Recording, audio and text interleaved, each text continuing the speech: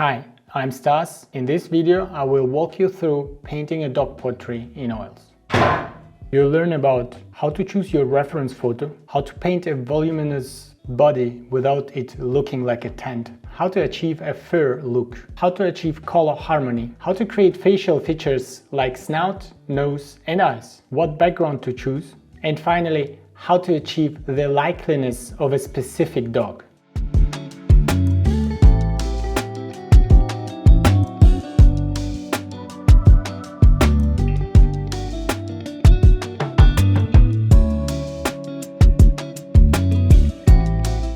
What reference photo should you use? Focus on lighting, sharpness and size. Let's look into an example. We check where the light is coming from. Here it's a clear direction. Light comes from here. Here we have also, it's coming more from above, right? It's a midday lighting situation. Here we have it out of the window, so it comes from here. And here it's the same, comes from left. That's a clear light situation. Where does the light come here from? It's not clear. Here as well, it's not clear. Where does the light come from? This looks like a good picture, but it's bad in terms of the lighting. You don't want this kind of a picture. It's very flat. Same here. Be aware of the flat dark points. We have no information in this area here. So what to do with that?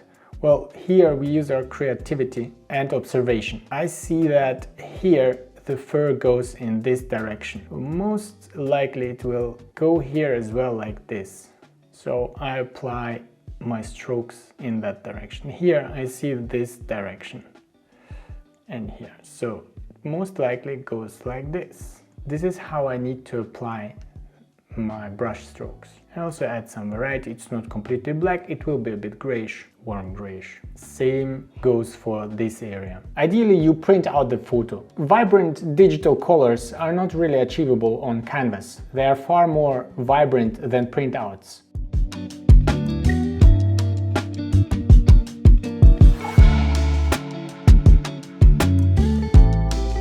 How to paint a voluminous body without it looking like a tent? Well, first of all, think in simple forms about the subject. Try to apply simple geometric forms, rectangles, spheres, cylinders. Imagine the lines that are out of sight, but they are still there. It helps during the construction phase to apply them just to figure out whether in their assemblance they make sense. Let's have a look on the dog example. The head could be divided into a one rectangular, slightly tilted form. Notice that I'm drawing through the form and I'm drawing these lines on the other side of the form. Let's put a line around the neck. Let's put it higher. That would be the neck. The other side would be this one.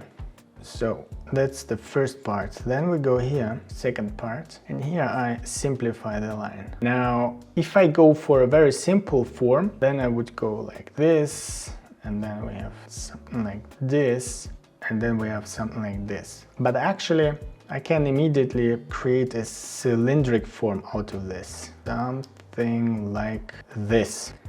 And again, this is the line that I'm not seeing.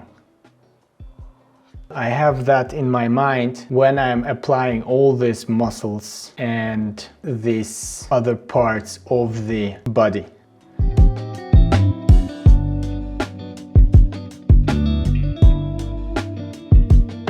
If you like what I'm sharing, well then hit that like button and subscribe. That's a huge support for me and it's free for you.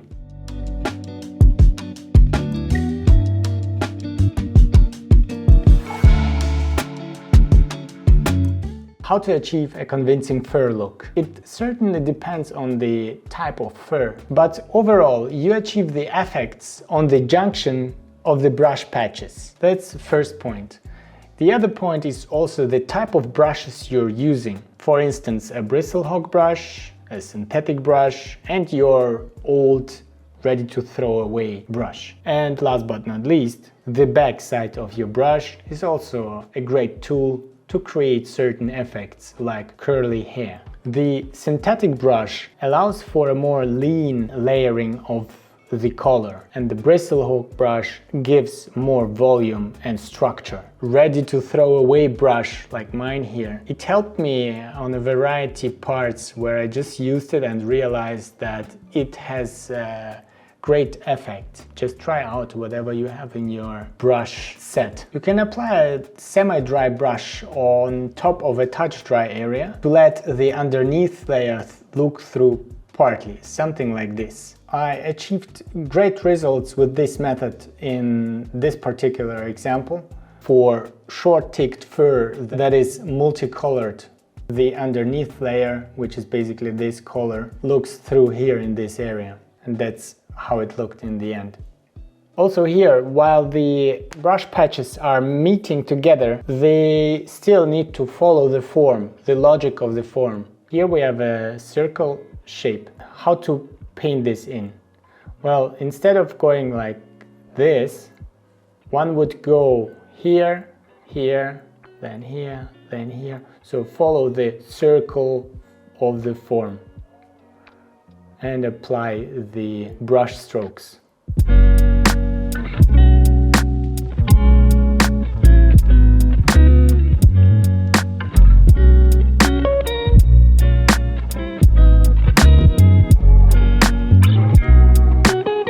How to achieve color harmony? When thinking about color harmony, value comes to my mind. I think applying the right value is the most important in color harmony. Once the value is set right, the color refinement follows. Harmony is also achieved by choosing good color combos, like complementary colors, color contrasts, or color groups from one side of the color wheel. And of course, an accent color can set everything in place. Think of it as a cherry on the cake. Each hue, that is color, has a warm and a cold option. For example, these two blues, the Prussian blue appears more cold and the ultramarine appears more warm. Let's have a look at this portrait and compare it to the color wheel. We have a red accent color, we have a bit of orange colors, then we have white, black, yellow and green. All these colors are on one side of the color wheel. That means they come from the same color group. Coming from the same color group makes these colors look harmonious together. Adding temperature on top adds variety and even more harmony. Like here, this white appears warm while this white appears cold. Same here, that's a colder white than it's here or here. Here is also a bit colder than it's here. And that's it about color harmony.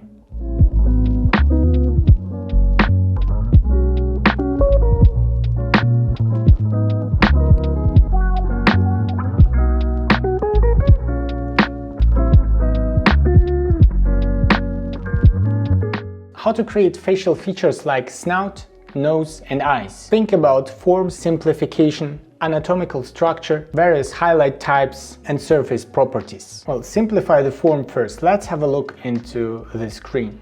This would be the simple form of the snout. Simple shaped planes would go like this, this, this.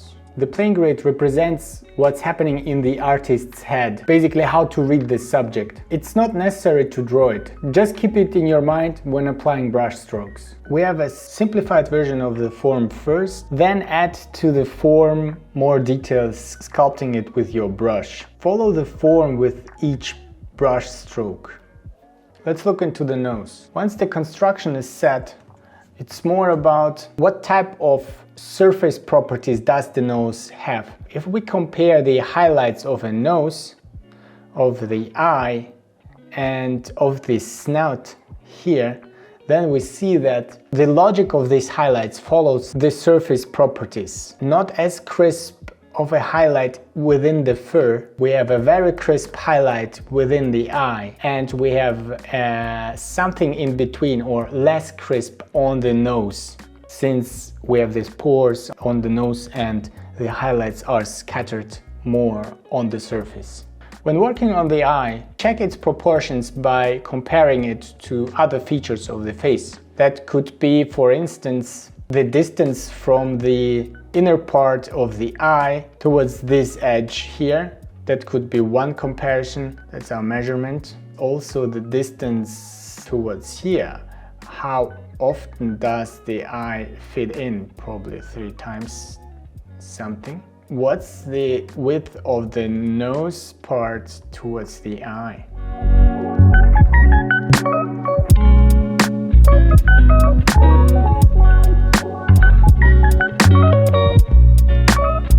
The highlights must follow a light logic. That means if our light source is from here, then the highlight on the eye hits in here, on the snout hits in here, and on the nose hits in here, as well as the distance from the light source to certain parts of the body are differently intensely lit. That means the ear here, although it's close, it's still a bit less lit than this area or this area. And of course, this shoulder area is lit very much less, and this as well, than these top nose areas. And the proportional balance of the nose, the snout, and the eye should be well judged.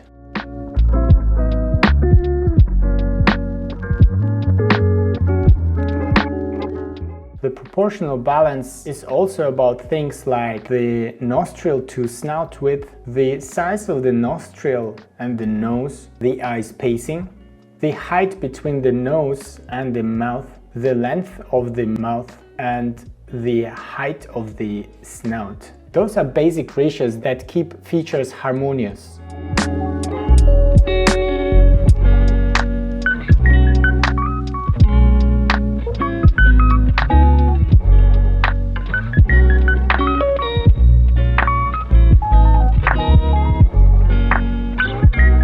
What background to choose? Generic background might be a more cost-effective solution than a specific background, basically another painting. Here are a few samples. More gray-brown, bluish. This yellow creates a very great contrast and a very classical, traditional old master approach with a very dark background. Ideally, you choose the color of your background in a way that it works with your subject's colors. I recommend using the old master's approach and putting your subject on a generic background. You might want to add some subtle complementary colors or familiar colors so that they create harmony with your subject colors. Keep them subtle as it's done here. Even here, they are colorful, but they are not as bright as the colors on the subject itself.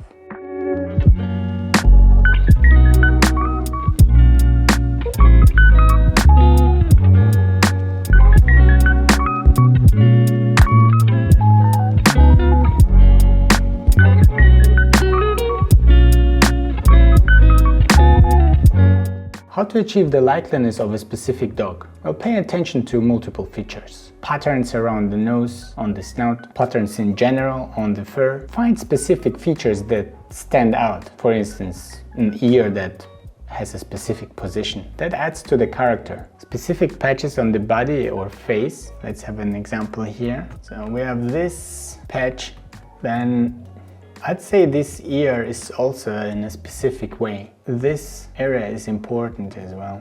And on this side we have also, it's not visible for us, but we know that there is a specific color pattern as well. And of course this ear here, look at this. This is a perfect example. So if you build this in, then the dog is spot on. Of course this needs to be as similar as possible. The lighting must be clear, the volume of the snout must be clear, so it's not too short, not too long, not squeezed or whatever. And maybe this color as well. You see, it's a specific color in a specific color. That could be also something to consider.